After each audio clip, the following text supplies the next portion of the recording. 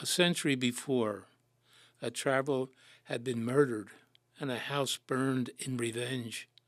These ghosts appear mainly as lights in the winter.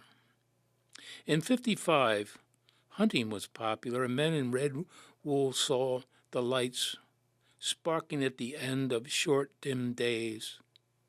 They knew their rifles were useless, knew this from the movies they went to with their families. Movies filmed in the black and gray of a winter twilight, full of radioactive giants, secret weapons, advanced aliens flying to the earth in the moment of the convergence of forces, when every watch stopped at once. In 55, my grandfather planted a tree over his dog's grave and was the one to find the car wreck down in the hillside, full of sumac and maple. This was before the safety belt, and he wondered whether a ghost would haunt the hollow if a man had died without a grudge. In 55, the world was full of veterans. Every country had its own, and nowhere was really at peace. The veterans in New Jersey didn't talk much about the war they had. They told me about the ghost instead. 1955, a poem in our guest David Kertis's book of poems, The Word of the Day. Well, good evening, and welcome to Philly Loves Poetry. My name is Charles Carr. Philly Loves Poetry is a collaboration between the Moonstone Arts Center of Philadelphia and PhillyCAM. The focus of our program is to give our audience the experience of the very rich culture of poetry in the city of Philadelphia and the surrounding area. So tonight we have, a favorite poet of mine and of a lot of other people, David Kertis. David was born in 1955, and he grew up in northern New Jersey. David attended Oberlin College, where he majored in English and took creative writing courses with David Young. He has lived in West Philadelphia since 1978. He recently retired from a career as a claims adjuster in Philadelphia. He has studied with poets Leonard Gontarek and Eleanor Wilner. His first book is Word of the Day, which was published by the Mad Poets Review of Delaware County, and it was the winner of the second Joie de Vivre Book Award, which was sponsored by the Mad Poets Review. So, and David is also published in several places online. So welcome, David. Welcome. Great to have you finally. Last week we met and we had a cup of coffee, and we were discussing, kind of some things getting ready for the program. And I had asked you, what is a primary interest that you have now? Maybe it's not even now, that you've always had, and you use the term poetics to talk about that. And poetics is essentially the study of the theory of poetry, specifically the study of devices, structures, form, types, and effect with regards to poetry. So, David, I would like to ask you, what is your poetics when we talk about your poems and your poetry? Could you sort that out and describe that to our audience? I guess one of the guiding principles is I write in free verse, but free verse doesn't mean no verse. I think that you have to pay attention to rhythm, and most of my poems, I think, can each line can scan in a traditional rhythm like iambic or dactylic or whatever, even if the line lengths aren't the same, and even if the rhythm changes from line to line. And I try to use simple language, and not to use any language that you wouldn't hear me speaking in everyday life. but at the same time to make the poem memorable. And, I mean, poetry was probably invented just as a way to get people to remember things, as a mnemonic device or whatever. That's why it's used a lot in plays. And, I think that, a good poem should be memorable and, should come back to you and run through your head like, a song does sometimes. Yeah. Well, when you say about your poetry, and that is really one of the aspects or elements of your poetry that I find so fascinating and enjoyable, that you use the very ordinary and how you start out rather. I'll use the word innocently, and how the poem of yours would progress to something more profound that you are trying to tell us on the basis of that. Very simple thing, very simple object, very simple place, and how you build it. I was reminded of this when I read the poem Adult Books, which is part of your collection here. And Adult Books, that poem, opens with, kind of a very simple acknowledgement of that your first adult book was a field manual about birds. That seems innocent enough, and I guess a lot of young people, that might be the first book. But then it builds from there, to the theme of the birds, and you turn to reflection on the soul, and you're letting us know how and what form you believe the soul takes. So, and you do that in a very short amount of space. I think there's only two stanzas in the poem. I might be wrong.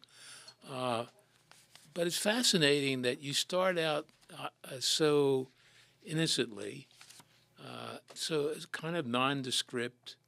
And I kind of say to myself when I was reading your book, but we're in the workshop together, I always say, where's David going to go with this today?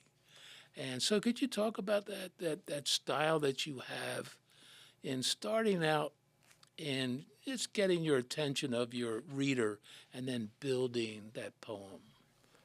Yeah.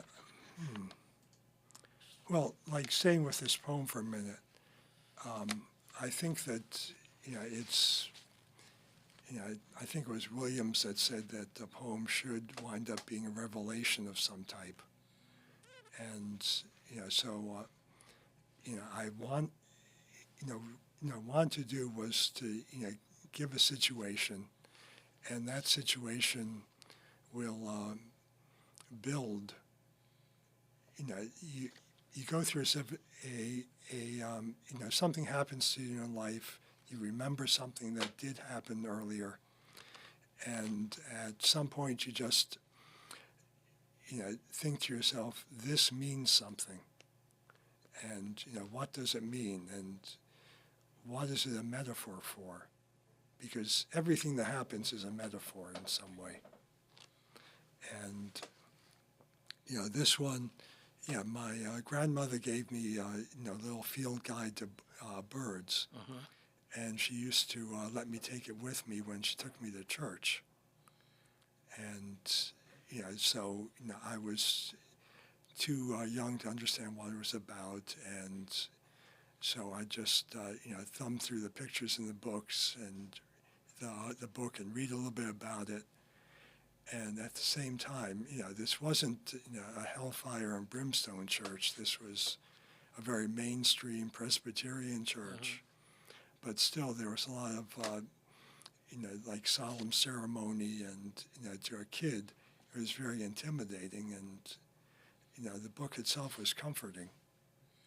That's great. Do you feel that when, let's say, as an adult, you have pulled down out of your rich memory, some experience or even some object, do you feel that in that process that now you're in a different place, and you're a different age, and you have a different experience, and you're an artist. Mhm. Does that experience evolve out further than what might have been experienced at a younger age, or even years before? You didn't have to be, from a child to an adult. Do you find that happening when you've selected something and you say, I might see this from a different perspective now that I'm sitting Yeah, down? it happens all the time. Okay. Yeah. It grows Yeah. on us. The other thing which I find fascinating about your work is, and I'm reminded of Gary Snyder, very much in things that are what I call unseen and overlooked. Like I read a book. It was called The Unseen Forest, and it was a marvelous description of a man who actually poached himself out in the forest to write this book. And what you saw is, this life underneath that we don't know anything about, and he was sharing that with us. But I see that, in a way, in your poetry, is that you take these things that, geez, I sometimes scratch my head. I said, geez, that's really fascinating that David wrote a poem about that. I was thinking of this, one of your poems, another of your poems called Street View. And I think this is an excellent, I would almost call it like a banner of a David poem. And a quote, there's a place in the poem where you say to the reader, stay here a while and watch. No one will think about you. No one will see you here. But the thing is that we see you there, and we're there. And there's very something unique in what you're seeing through the lens of poetry. And it's marvelous. Can you can you kind of amplify that further as far as how you go about doing that? Let's see, that's, yeah, well, the impetus for this poem was I was actually caught on the Google Street View camera. I was just taking a walk down the street. And for a while, there I was for the world to see. So it's a little bit ironic about that, but again, there was just something about being solitary like that, and being, I think, maybe not lonely, but I'm here by myself. The camera isn't on me. I'm free. I saw that also. There was, I think the poem's title is The Tenant.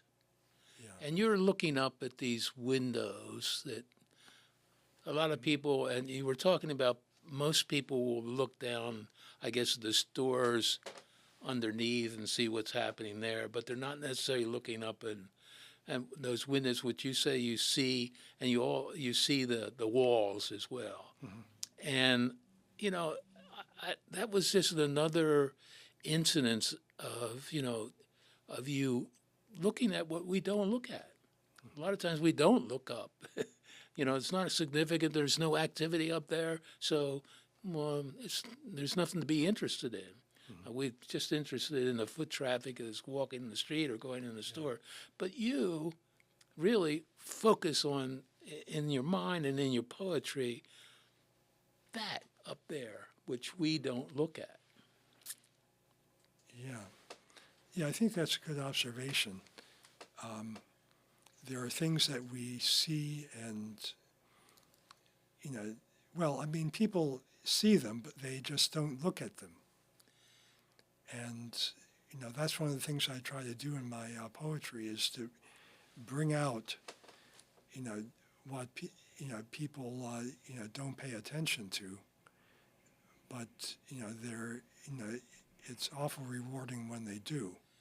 Well, I mean, in this case, I don't mean be a peeping Tom on people, but just there are things happening all around us, and the more things that you notice, the better.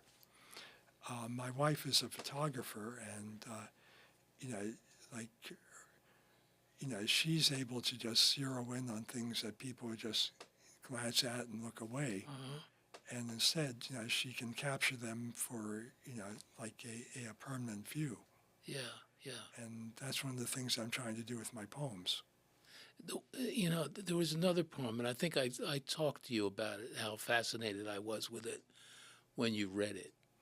And that was the clock that is in the sidewalk. I think it's at 17th and Wilner, Chestnut. Yeah. And I, myself, have probably walked over that clock. I can't tell you how many times downtown. That's a main, east, west, north, south. But you bring that to life. And every time, I live very close to that right now. And every time I'm going up and I'm turning that corner, I always look down at that clock now, and I'm thinking of that poem that you. I think what it says to the reader is maybe slow down a bit. There's a lot of fascination in the world that you're missing because you're rushing, and I see that in your poem. And there's a certain comfort in when I read this whole collection. There's a real comfort and an ease, which anyone reading your poems would have. There's this great term used when I'm talking about success in poetry, accessibility. Yeah. Well, I can't think of any poetry that I read is more accessible than yours poems. And I think part of the art that you make it accessible is just that very thing, that you work with things that we're not paying attention to, and you're kind of giving us an opportunity. But also, the one thing I love about your poetry is the simplicity of language. And you don't overuse language, you don't waste words, you don't waste phrases. Your poems are very crisp. Usually, I haven't seen many multiple page, David Kertis poems. I know there probably is one or two, but it's on one page. One tonight. So. Yeah, it's on one page, maybe 2 pages. So, can you talk about that? I mean, your selection to use a very simple language. I really admire that because I struggle sometimes. I think I say too much. I think I use words that I shouldn't use, and that there's something simpler to use. And you really succeed at that simplicity of language in your poem. Where does that come from? I think part of it is that I just, simple words are, more emotive, and they trigger more of a response than, words that you might not hear, very often. And, if you're trying to get somebody to respond on, deeper level and, more emotive, evocative level, then you use, a very simple word. You use, water instead of, H2O or dihydrogen monoxide or whatever they call it. Yeah. And, you get more response. And on the other hand, sometimes I do throw in an obscure word. And, if I'm doing that deliberately and not just because, I can't find a simple word, it's because the obscure word or the word that you might not know the definition of is something that grabs your attention if it comes in a bunch of simple language. In one of my poems that I'll read tonight, I use the word sorry, marchescent, which is a botanical term for trees that keep their leaves all winter. They're dead leaves, and then the leaves fall off in the spring. And I used it partly because it's a fun word to say, and partly just because it's a word that I think is an attention grabber at that time. You also, I think that when I go back and do an inventory of the titles of your poems and the things that your poems really do, once again, it's the ordinary things and ordinary places. I just made a quick little list: white spiders, your first bicycle, changing a tire. And there's one, house in the field, the chair in the church, home, and then bees. So you pick these very ordinary, things, objects, some of them, places. There's also this, in many of your poems, and I think it's more of a feeling or an impression that one gets of this, I will say, abandonment. I mean, there's a number of places, I don't say they're haunted houses, but you've written poems about houses that you've passed and that used to have life and now they don't. But you're finding a new life some way, a reality in that, like the one called The House in a Field, which I really liked. So, you're picking that, you're picking these very simple things. And how do you go about that? I think it's, what I was talking about before, you look at something that's going on, and you just pay attention to the feeling it's giving you. With an abandoned house or something, I find myself having a reticence to write about people, and I don't know if that's a failing of mine or weakness as an artist, but it's easier to look at something where there's not a person in the scene and just imagine who was there last.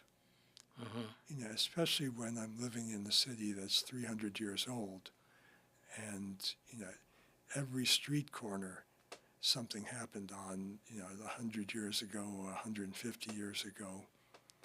And I've been living here for 45 years, and so there are a lot of things in my neighborhood I'll walk by and remember something that happened there 40 years ago or something. And so everything just has this meaning to it. It's interesting that you said that, because I didn't think about that. And I've heard your poems for 10 years. Yeah. I mean, and about, I don't have that many people.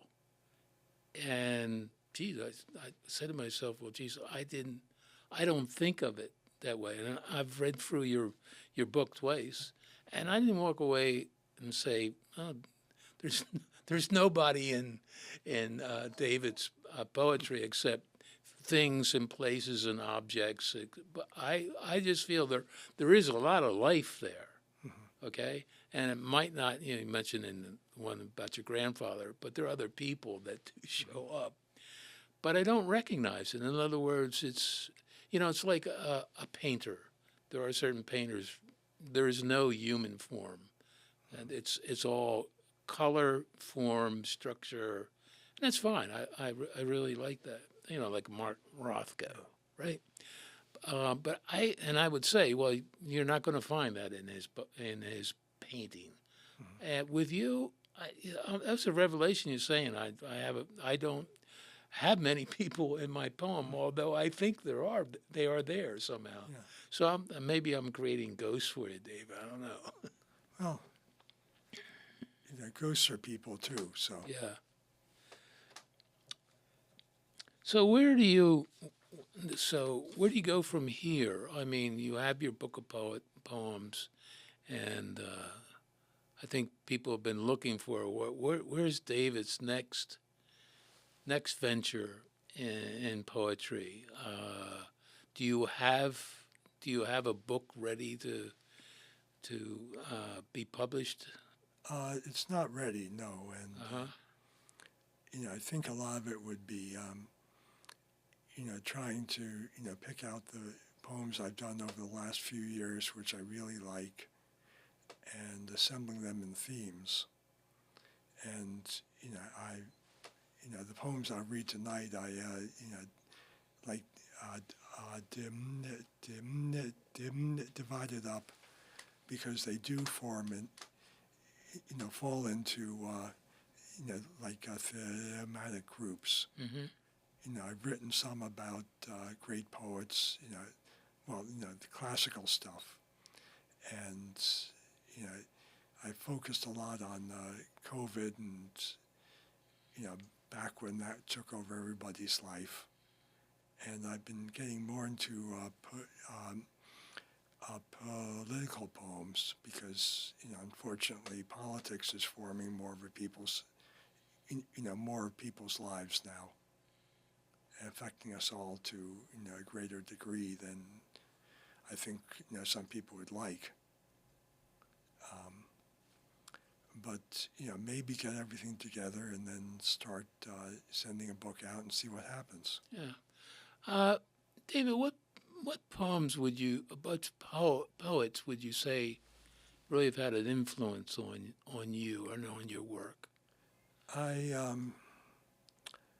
think that wasn't the first poet that I really read seriously, who was a quote great poet, was Williams, and I started reading him in high school. And maybe it's because I just grew up, like 10 miles from where he was, but his language just seems, so much my language. Yeah. And, it's like drinking water. You just get it right away. Mm-hmm. And, again, he used a lot of simple language.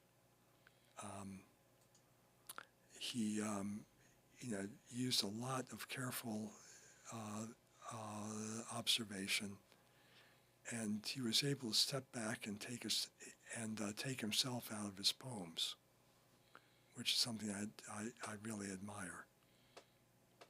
Are there others that you? Let's see. I've read a lot of Charles Simic. I've read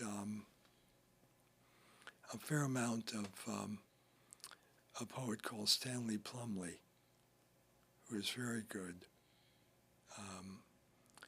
I started reading a lot of Victoria Chang. She wrote a book where she took a book of W.S. Merwin's, who's another one of my favorites, took the titles and just wrote completely new poems using that title, which turned out some great stuff. Right. Well, speaking of great stuff, we would like to hear you read your poems and have our audience get a taste of these poems. So I'm going to turn the show over to you, and it's all yours to read and you want to discuss. And I thank you for the discussion. Yeah. I think that I learned a lot more about your approach to poetry. Thanks. Okay, so let's see. You mentioned The House in the Field, and if I can find it in here.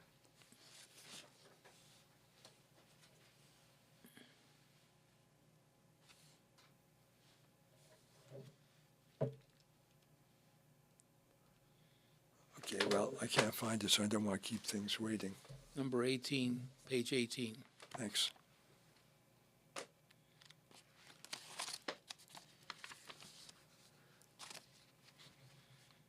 The House in the Field. An old woman was tending her grandchildren in a dark house. Night, and all the light was from low lamps, one or two in a room, and she turned them off as soon as a room was empty. Each doorway then led into darkness, and facing it was like looking downward into a pool of murky water, furniture in there covered in nightfall like silt. The upstairs stayed with lights off entirely until time for bed, and the room seemed heavier over the children's heads when they knew they were dark. There was television for a while each night, a gray window into what was mostly the past and other things they didn't remember. The room where they sat was a single cell of light, a cabinet of their own like the TV. At last in bed, the light went out like a pang, ending suddenly. A cool draft over their eyes. Their whispered voices back and forth, what-ifs and imaginings, not the prayers their grandmothers had insisted they learn.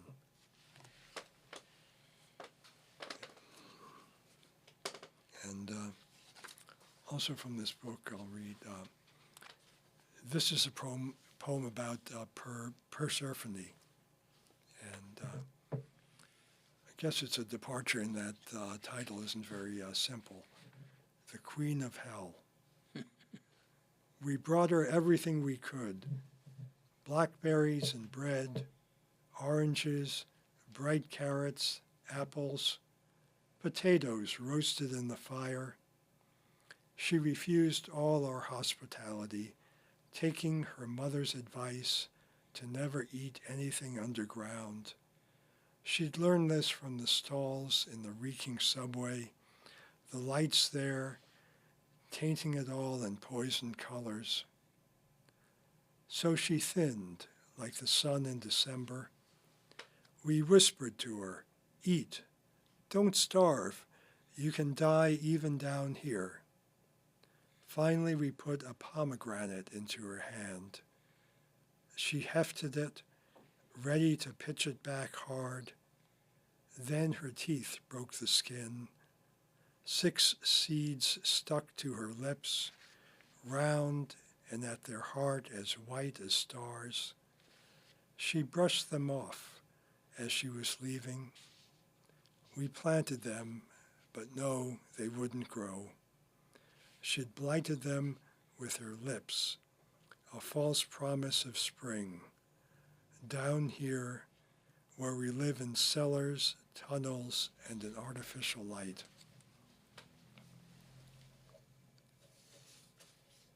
And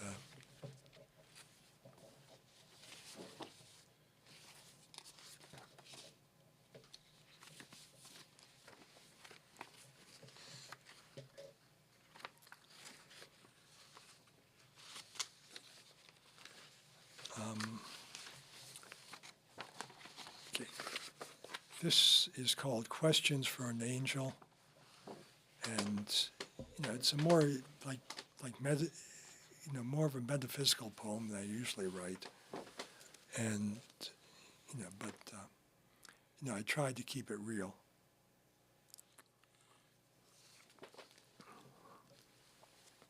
It's not the eternal I'm interested in. I'm asking about our own world. Do you ever grow tired of it? The losses every moment, the past disappearing before it was hardly even the present?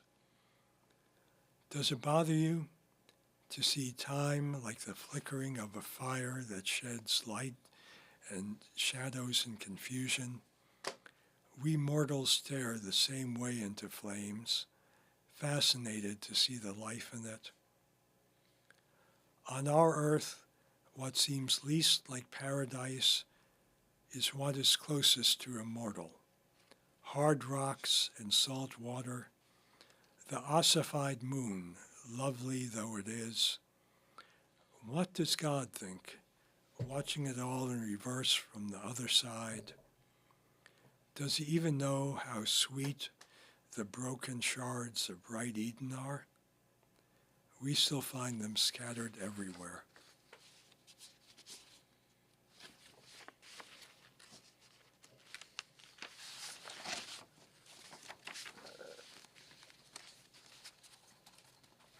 The discovery of blue. This came from reading something that said that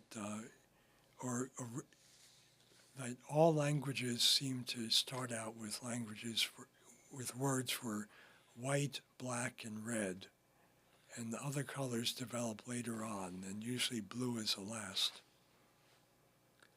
Originally, they had no name for the color of the sky or deep water, and so it was gray always, as in old photos.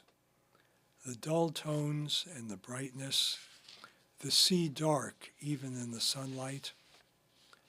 The blue reached their eyes, they saw it, and didn't know what it was they saw. No one remembers how they decided it was different. Someone first called out the name. It turned the gray area into something that could become theirs. Blue now has names and a dozen distinctions. The gray area is narrower, left behind us, but we still have to shelter inside it on occasion.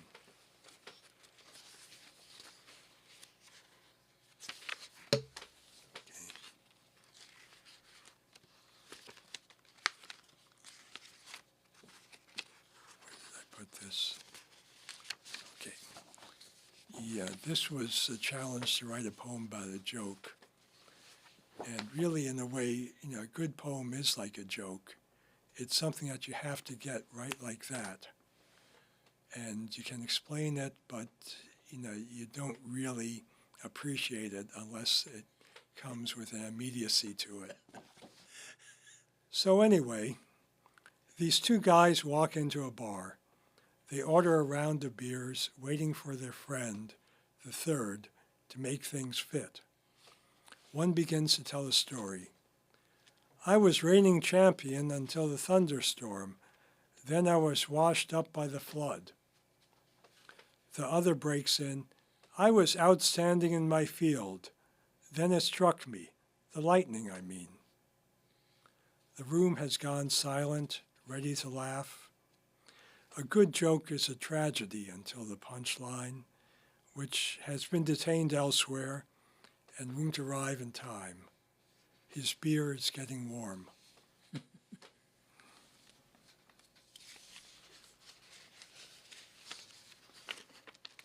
And you're right, I've written a lot of city poems.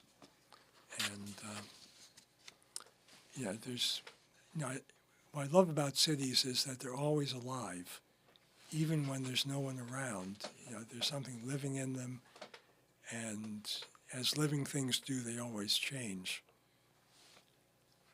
Dead languages. My language is a mortal one. Every tongue is always dying and always being born. My pocket of English will be incomprehensible in a few hundred years as words and grammar drift away from where I am. New words are always being coined every day, new turns of phrase, and I've been told, even accents are changing as slowly as a generational clock. These changes fit my thoughts as badly as a wrong size clothes, my speech flapping or constricted. Today I'm driving home over a highway through old Saxon or Celtic namesakes, Lenape relics to my home in ancient Greek, alongside a hidden river of corrupted Dutch. The language is flowing like another river as I speak, sending out my own words to leave me and drift away.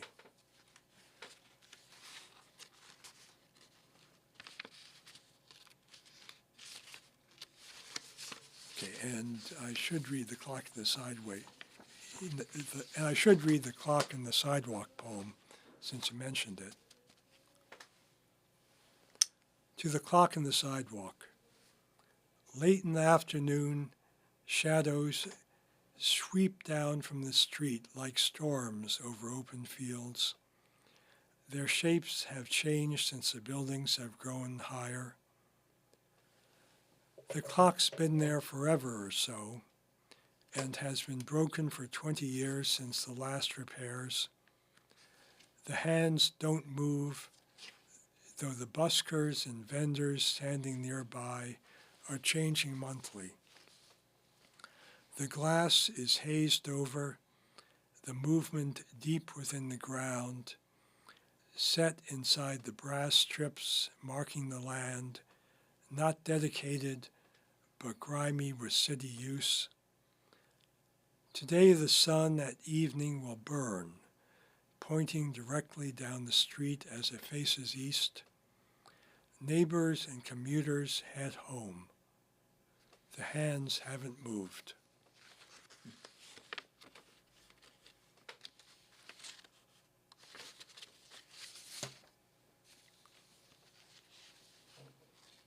Birds aren't real. Could they fall from the sky if they wanted? Could they live without the earth to nourish them? Are they more than small hearts, round eyes, and bones built out of twigs? They might be enchantments, the way they cross the sky like their shadows cross the ground, and how they sing behind the leaves. They chant their spells to set the day going and to let it end. Some have learned our own spells and can cry out to us in our tongues, addressing us as kin, calling us in to join their flocks.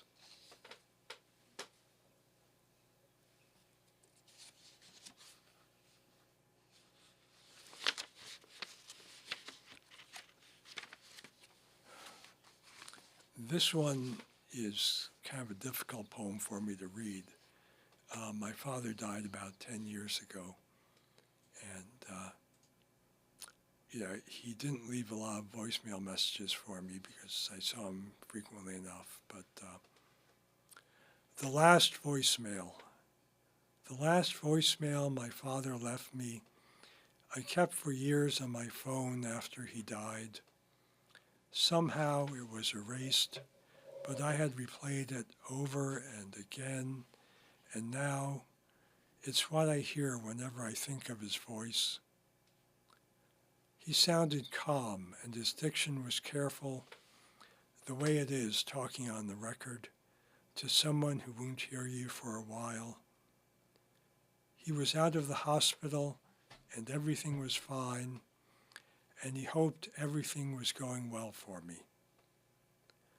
I don't know how it was lost or even how it was preserved for that little while inside domain, a flickering of zeros and ones that translated into a quivering of air, or how that became a whisper in my ear.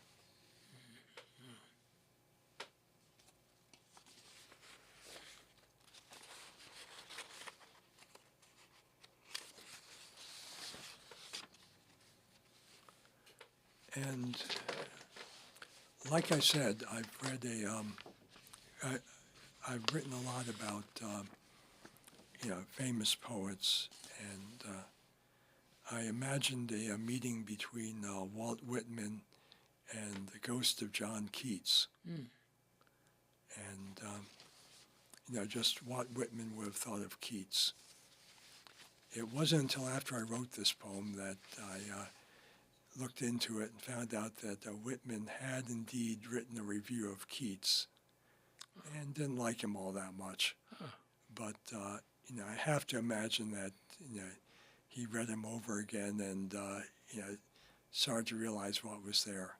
Mm-hmm. I mean, it took me a while to, get into John Ashbery, so. Whitman reading Keats.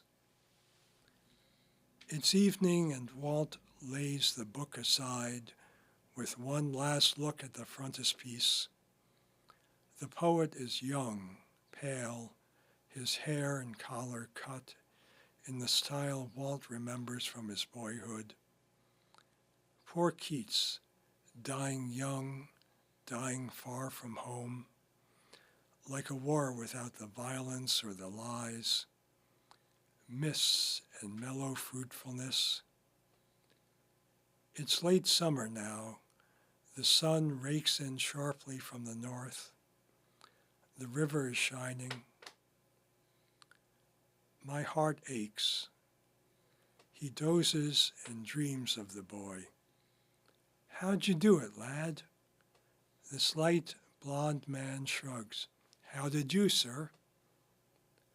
No British to his tongue. His own language, yes. As close to Walt's as his brother's. It's only courteous for Walt to recite a few new lines of his own, good ones he'll never remember, but glad now to give them away in his sleep.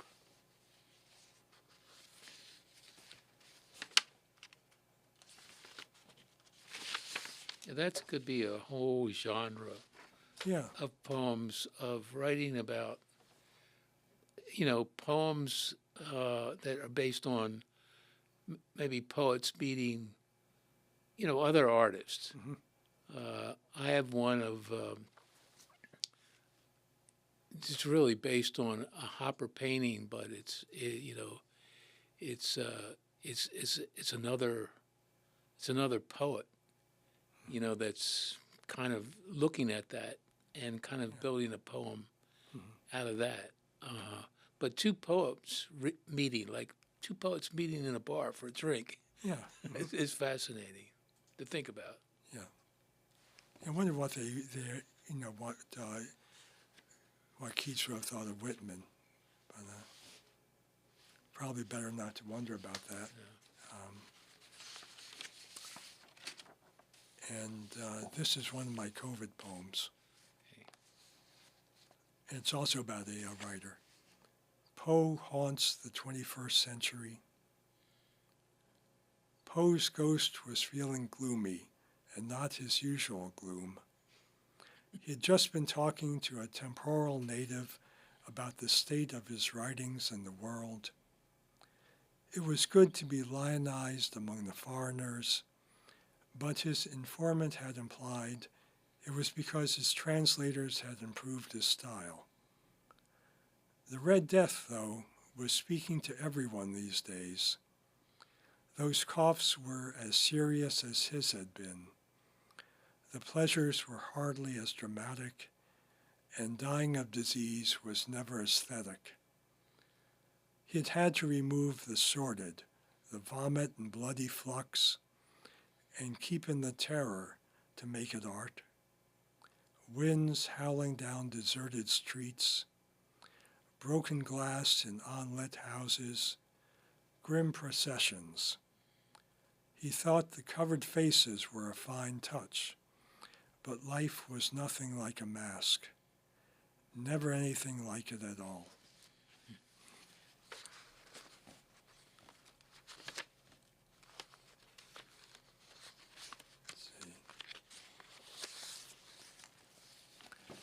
This one I wrote a few years ago, and it's become, unfortunately, more up to date than I'd like. Mm-hmm. Safety. The Committee on Safety travels house to house, each one locked down with the locks turned tight. Safe as houses, the houses safe for the strangers hidden within, and lost to the world, though not dead nor asleep. They listen for the committee to stop by and to ask who's awake, who wants to be awake, and get no answer. The committee, raw-faced and red in the cold, want the houses to be safer, the town quiet all night. The strangers want only to rest, but the lights flicker, about to short. The wind moves empty trash in the street, and the cars starting up don't mean anyone is leaving town. The committee proclaims peace and slumber. The strangers will stay all night.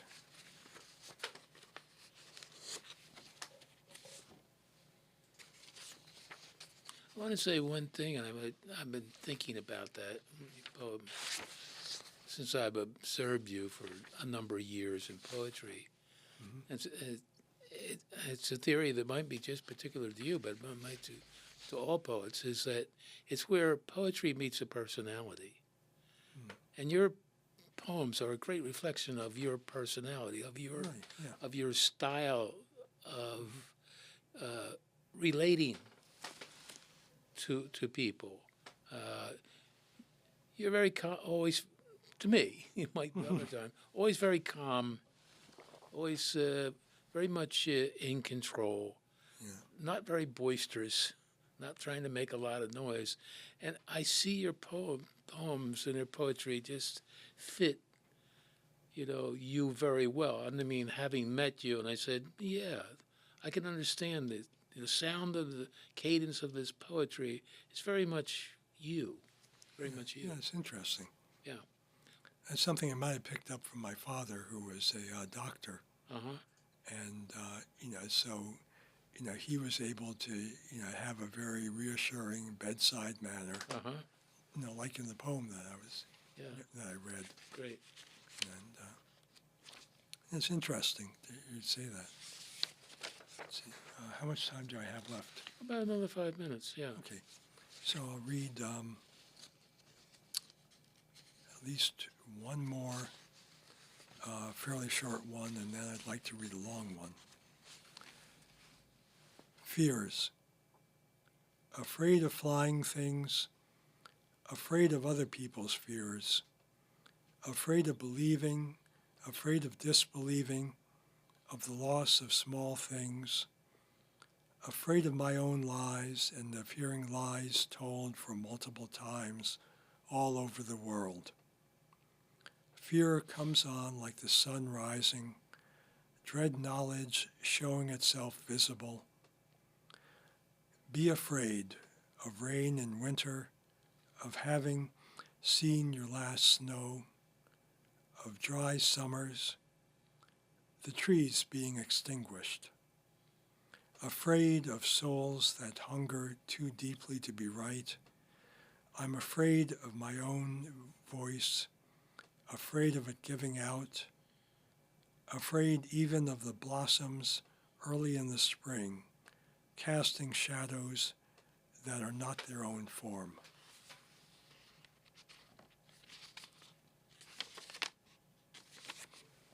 Okay, I have a few minutes. Yeah, this is the longest poem I have here. And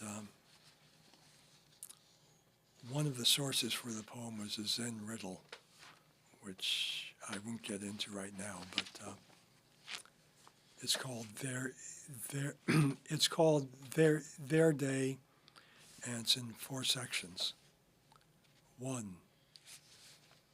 They knew how far they could go on foot, knew they could be out for hours and would still be walking through the familiar.